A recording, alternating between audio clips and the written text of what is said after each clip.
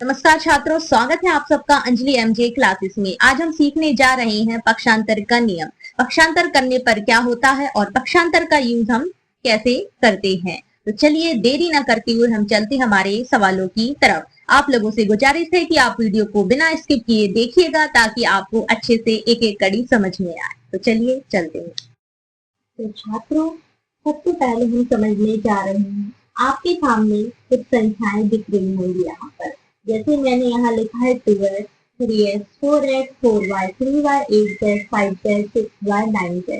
मैं आपको यहाँ पर ये समझाना चाह रही हूँ कि ये दोनों लिखी हुई है 2x, तो मैं समझाना चाह रही हूँ इन दोनों के बीच में क्या छिपा होता है, गुणा छिपा होता है। यहाँ भी गुणा का चिन्ह छिपा है, यहाँ भी गुणा छिपा है, यहाँ भी, यहाँ भी, यहाँ भी, यहाँ भी, यहाँ भी, यहाँ भी। ये तो हो गई सिंपल सी बात कि इन दोनों के बीच में क्या छिपा होता है, गुणा का चिन्ह छुपा होता है। और ये अपना क्या है, आपको पता है ये संख्याओं में जो होता है ये क्या होता है, अचर। क्या होता है ये, अचर।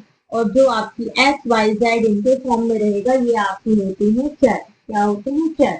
और अचर और चर के बीच में क्या छिपा होता है, गुणा का निशान छुपा होता है। तो मैं आपको यहाँ से ये समझाना चाह रही हूँ, जैसे हमको दिया हुआ है 3a बराबर b और आपको बोला जाए कि a का मान निकालो। a का मान आप कैसे निकालेंगे, देखिए इन दोनों के बीच में छुपा है गुणा का निशान। तो गुणा का जो निशान है, हमें जिसकी वैल्यू फाइंड करनी है, हमें जिसका मान निकाला है, उसको आप अपने पास रखेंगे और जो गुणा में दिया है उसको आप सामने वाले बराबर के नीचे जो आपका दिया है उसके बटे में ले जाएंगे। कैसे, a बराबर, ये आपका यहाँ से ये बटे में आ जाएगा, b के बटे में क्या आ जाएगा, 3 हो जाएगा। तो यहाँ से आपका ये क्या हो जाएगा, a का मान निकल जाएगा। ठीक है। अगर आपको दिया हो यहाँ पर 4b बराबर c और आपको कहा जाए कि b का मान निकालो, तो हमको पता है कि इन दोनों के बीच में चर और अचर के बीच में क्या छुपा है, गुणा का निशान छुपा है। तो हम क्या करेंगे कि 4 को यहाँ पर बटे में ले जाएंगे, किसके, c के। b बराबर c बटे 4, ऐसे करके b का मान निकल जाएगा। तो इससे आपको ये समझ में आ गया कि इंटू वाली संख्या कहाँ पहुंच जाती है, बटे में पहुंच जाती है। चलिए अब हम देखेंगे x, y और z के मान हम कैसे पक्षांतर विधि का उपयोग करके निकालेंगे। अब हम देखेंगे कि x का मान हम कैसे निकालते हैं। इसका पहला क्वेश्चन करते हैं, क्या दिया है, 2x प्लस 5 बराबर 4 दिया है। ठीक है, तो हमें क्या करना है, x का मान निकालना है। तो आपको सबसे पहले ध्यान रखना पड़ेगा कि हमें जिसका मान निकालना है ना, उसको हम इस तरफ ही रहने देते हैं। किस तरफ, जिस तरफ वह संख्या है। तो हमें x का मान निकालना है, तो हम x वाले पक्ष को यही रहने देंगे। प्लस में क्या है, 5 है, तो 5 का यहाँ पर हम पक्षांतर करेंगे। देखिए पक्षांतर वाली बात आ गई है। जब 5 का पक्षांतर करेंगे, पक्षांतर का मतलब क्या है, संख्या को बराबर के उस तरफ ले जाना। और जब संख्या बराबर के उस तरफ जाती है तो उसका चिन्ह परिवर्तित हो जाता है। चलिए देखिए कैसे करते हैं। 2x बराबर 4, राइट हैंड साइड पर 4 है, ये जो 5 था इसको हम पक्षांतर करके इसको भी राइट हैंड पर ले जा रहे हैं। तो ये प्लस का 5 था, यहाँ आके माइनस का 5 हो जाएगा। तो छात्रों, पक्षांतर का नियम यही कहता है कि जब भी संख्या बराबर की उस तरफ जाएगी या इस तरफ आएगी तो उसके चिन्ह में परिवर्तन हो जाएगा। देखिए चिन्ह में परिवर्तन हो गया है, प्लस का 5 था, माइनस का 5 आ गया है। अब हम क्या करेंगे, हम पहले इसको घटा लेते हैं।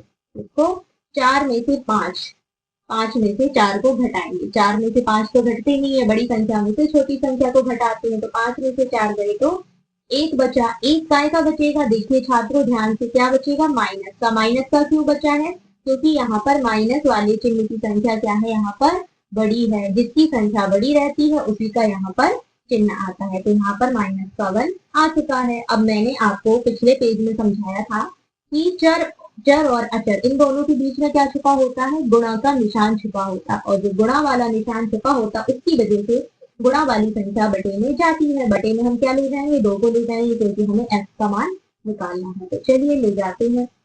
-1 वैसा का वैसा है और 2 को हम बटे में ले जाएंगे तो यहाँ पर 2 आ जाएगा बटे में। तो आंसर आपको मिल गया यहाँ पर x का मान क्या मिला है, -1/2। इस तरीके से हमने इसमें x का मान निकाल लिया है। चलिए इस तरीके से हम दूसरा क्वेश्चन भी सॉल्व कर लेते हैं। तो आप देखेंगे यहाँ पर क्या दिया है, 3x प्लस 8 बराबर यहाँ पर 2 दिया हुआ है। तो हम कैसे सॉल्व करते हैं, हमें x का मान निकालना है और जिसमें x नहीं है उसका हम पक्षांतर कर देंगे बराबर के उस तरफ। तो चलिए करते हैं। 3x हमने अपने पास रखा, 8 का यहाँ पर पक्षांतर कर दिया, तो ये प्लस का 8 है, तो यहाँ पर क्या हो गया, माइनस का 8 हो गया। कैसे हो गया, पक्षांतर की नियम से। तो चलिए अब क्या करते हैं, हम इनको सॉल्व कर लेते हैं। 8 में से 2 को आप घटाएंगे तो कितना बचेगा, 8 में से 2 को हम घटाएंगे तो कितना बचेगा, 6 बचेगा। लेकिन किसका बचेगा, माइनस का बचेगा, क्योंकि माइनस की संख्या यहाँ पर बड़ी थी, इसलिए आंसर में माइनस का चिन्ह आ चुका है। अब हमें क्या करना है, x का मान निकालना है। तो इन दोनों के बीच में छुपा होता है गुणा, और गुणा वाली संख्या कहाँ चली जाती है, बटे में। तो हम 3 को यहाँ पर बटे में लेकर आ गए हैं। अब आप यहाँ पर देखिए ये दोनों संख्याएं कट सकती हैं, किससे, 3 के पहाड़े से, नीचे से 3 एकम 3 और 3 दूनी 6। तो हमें x बराबर क्या मिल गया है, माइनस का 2 मिल गया है।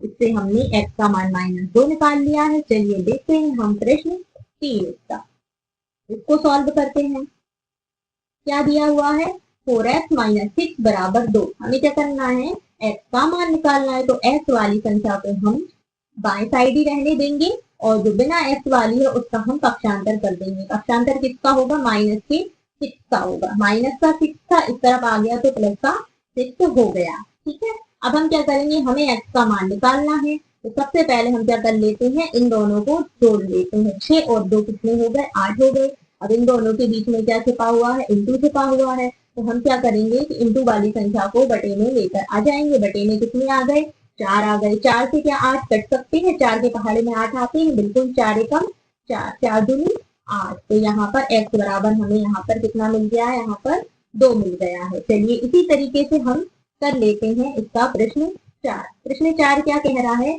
6x - 2 बराबर 4। हमें x का मान चाहिए है, तो x वाली संख्या को अपने पास रखेंगे और आप बिना x वाली संख्या का पक्षांतर कर देंगे। पक्षांतर किसका होगा, -2 का। तो -2 किसमें बदल जाएगा, +2 में। हमें पता है पक्षांतर के नियम से कि बराबर को इस तरफ ले जाते हैं तो क्या होता है, चिन्ह में परिवर्तन हो जाता है। अब हम क्या करेंगे, इन दोनों को जोड़ दीजिए। 4 और 2 कितने हो गए, 6 हो गए। और इंटू वाली संख्या कहाँ चली जाएगी, ये आपकी बटे में जाएगी। तो 6 से 6 एक बार में कट जाएंगे, क्योंकि 6 के पहाड़े में 6 एक बार में आते हैं। तो इसका आंसर कितना निकल के आ गया, इसका आंसर 1 निकल के आ गया। तो छात्रों इस तरीके से हमने x के मान को निकाल लिया है। चलिए देखते हैं y और z के मान हम कैसे निकालेंगे। तो यहाँ पर हम सीखेंगे y का मान और z का मान कैसे निकालेंगे। बिल्कुल उसी तरीके से करना है, बस यहाँ पर x की जगह पर y और z आ गया है। तो चलिए हम यहाँ पर पहला सवाल यहाँ पर सॉल्व करते हैं। तो क्या दिया है आपका, यहाँ पर 6y प्लस में 5 बराबर में 7। हमें निकालना है y का मान। तो y वाला पक्ष अपने पास रखेंगे और जिसमें y नहीं लगा है उसका हम पक्षांतर कर देंगे। तो 6y को अपने पास रखिए और 5 का पक्षांतर कर दीजिए। प्लस का 5 है, इस तरफ आया तो माइनस का 5 हो गया। अब हम क्या करेंगे, पहले इसको सॉल्व कर लेंगे। प्लस माइनस माइनस होता है, 7 में से 5 घटाएंगे तो कितना बचेगा, 2 बचेगा। अब हमें निकालना है y का मान। तो 6 और y के बीच में क्या छुपा हुआ है, गुणा का निशान छुपा हुआ है। तो गुणा वाली संख्या कहाँ चली जाती है, बराबर में बटे में चली जाती है। तो बटे में कितने आ गए, 6 आ गए। क्या 2 से 6 कट सकते हैं, बिल्कुल 2 एकम 2, 2 तिया 6 हो गए। तो y बराबर कितना मिल गया हमें, 1/3 मिल गया यहाँ से। इसी तरीके से हम इसका प्रश्न 2 देख लेते हैं। प्रश्न 2 क्या कहता है, 6 + 8y बराबर 10। तो हम इसमें क्या करेंगे, हमें पता है किसका मान निकालना है, हमें y का मान निकालना है। तो y वाला पक्ष हम इसी तरफ रखेंगे और बिना y वाली संख्या को हम बराबर के उस तरफ ले जाएंगे। यहाँ पर 8y यहाँ पर है, तो 8y हमने अपने पास रखा, पक्षांतर किया 6 का, तो प्लस का था तो क्या हो गया, यहाँ पर माइनस का हो गया। अब हम क्या करेंगे, इसको सॉल्व कर लेंगे। 10 में से 6 घटाइए तो कितना बचा, 4 बचा। और इंटू वाली संख्या कहाँ चली गई, आपके बटे में कितने आ गए, 8, 4 एकम 4, 4 दूनी 8। 4 के पहाड़े में 8 आते हैं, इसलिए हमने 4 को एक बार में और 8 को 2 बार में यहाँ पर काट लिया है। तो हमें y बराबर यहाँ पर क्या मिल चुका है, y बराबर हमें क्या मिल गया है, 1/2 मिल गया है। चलिए अब देख लेते हैं हम z का मान। z का मान हम कैसे निकालेंगे, यहाँ पर समझ लीजिए। हमें दिया है 9z माइनस 6 बराबर 10। हमें निकालना है z का मान, तो z वाला पक्ष अपने पास रखेंगे और बिना z वाली संख्या को बराबर के उस तरफ ले जाएंगे। तो बराबर के उस तरफ क्या जाएगा, माइनस का z जाएगा, ये प्लस का हो जाएगा।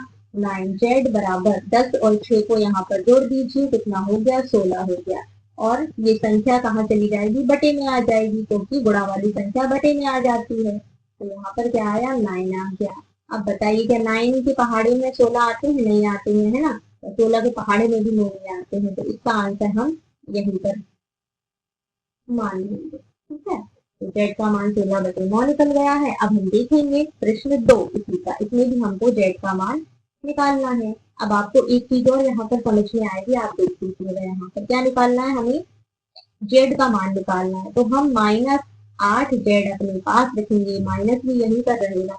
हमें क्या करना है, जेड का मान निकालना है, तो बिना जेड वाली संख्या को बराबर के उस तरफ ले जाएंगे। तो 10 का पक्षांतर हो गया, तो ये क्या हो गया, माइनस का 10 हो गया। यहाँ प्लस का था, वहां जाके माइनस का 10 हो गया। अब हमें क्या करना है, सबसे पहले हम दाया वाला पक्ष सोल्व कर लेते हैं। 10 में से 2 को घटाएंगे तो कितना आएगा, माइनस का 8 आएगा। माइनस का 8 क्यों आया, क्योंकि माइनस की संख्या यहाँ पर बड़ी थी।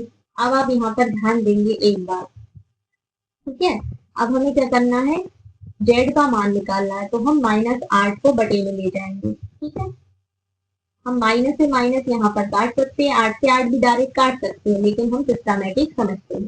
कैसे, जेड का मान निकालना है, तो -8 बटे में क्या जाएगा, -8 आएगा। अब आप देखिए, माइनस से माइनस कैंसिल और 8 से 8 कितनी बार में, एक बार में। तो जेड का मान कितना निकल के आ गया, यहाँ पर हमारा 1 निकल के आ चुका है। ये हमारा आंसर है। तो छात्रों, इस तरह से हमने आज सीखा है XYZ का मान निकालना और पक्षांतर के नियम का उपयोग। आशा है कि आपको सब कुछ अच्छे से समझ में आया हो। इसको भी अच्छे से समझ में आया है, आप लोग वीडियो को लाइक कर लीजिए, और जरूरत लगती है, कुछ डाउट है तो आप लोग कमेंट कर सकते हैं। और जो लोग भी नई वीडियो देख रहे हैं, आप लोग सब्सक्राइब कर लीजिए। हम ऐसे ही मिलते रहेंगे नई वीडियो नई टॉपिक पर। चलिए चलते हैं, धन्यवाद।